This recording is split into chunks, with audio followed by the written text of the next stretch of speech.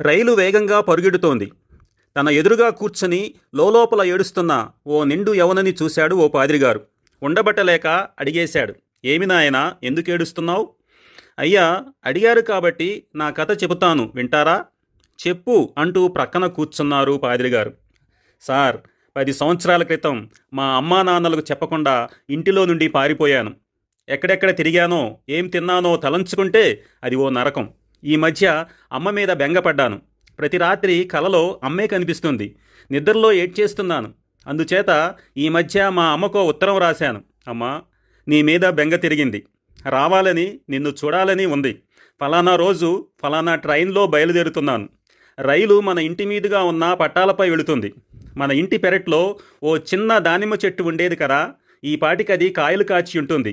మీరు నన్ను క్షమించి ప్రేమిస్తున్నారనే దానికి గుర్తుగా ఓ దానిమ్మకాయకు ఒక పసుపు రిబ్బను కట్టండి.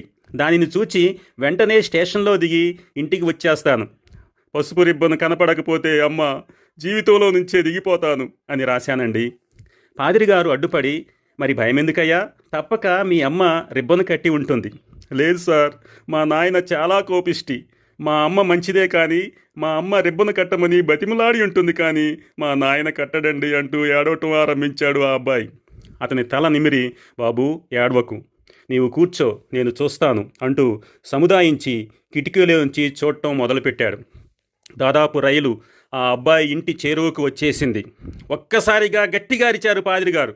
నాయనా, చూడవయ్యా, పసుపు రంగు రిబ్బను కట్టాడయ్యా దానిమ్మకాయకు మీ తండ్రి అనగానే అమాంతంగా కళ్ళు పెద్దవి చేసుకొని చూడసాగాడు ఆ అబ్బాయి. బోరున ఏడ్చేశాడు. వెంటనే అర్థం కాలేదు పాదిరిగారికి ఆ ఏడుపెందుకు అని.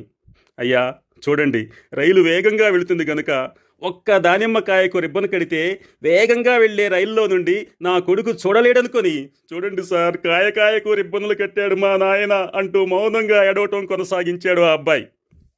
పాదిరిగారి కళ్ళు చెమ్మగిల్లాయి. పాదిరిగారు కళ్ళు తుడుచుకుంటుంటే ఆయన వైపు చూచి, సార్ అంతేకాదండి, వేగంగా రైల్లో నుండి చూస్తున్నప్పుడు రిబ్బన్లు కూడా కనపడవేమోనని దానిమ్మ చెట్టు కింద నిల్చొని నా కొరకు ఎదురు చూస్తున్నారు నా వృద్ధ తల్లిదండ్రులు. ఈ పాటికి మీ కళ్ళు కూడా చెమ్మగిల్లి ఉంటాయి. ఈ వృత్తాంతాన్ని చూచినప్పుడు చెమ్మగిళ్ళని కళ్ళు నేను ఊహించలేను. ఎందుకంటే ఈ కథలోని తండ్రి కంటే మించి మనల్ని ప్రేమించిన పరమతండ్రి కథ ఆయన శిలువకు అద్దం పడుతుంది.